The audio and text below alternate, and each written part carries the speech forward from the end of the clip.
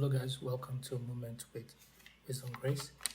Today, I want to share something that I've learned um, recently while I was listening to a message, and that is, as believers, we are born to worship, and we are called to work. So when we are inside the church, we are there to worship Jesus. When we are outside of the church, we're there to work for Jesus. This pretty much sums up the two most important duties of a believer: worship and work. Worship comes before work because in order for you to work for the Lord, you have to worship Him.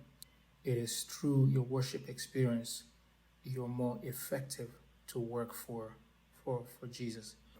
When we are inside the church, we're there to worship Jesus. When we are outside of the church, we're there to work for Jesus. Let me explain more briefly what do I mean. When we are outside of the church, our goal is to work for Jesus. It means that we're out there to reach out to the lost souls. We're out there to make people become believers. We're there to share the gospel.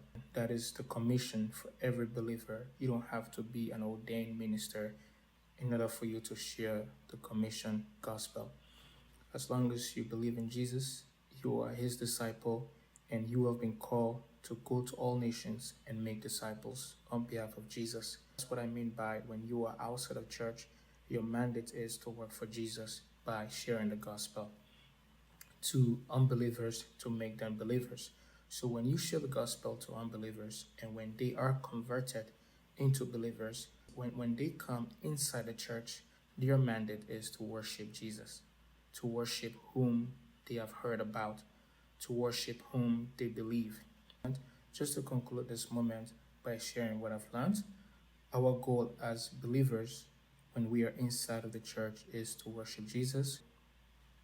When we are out of the church, our mandate is to work for Jesus.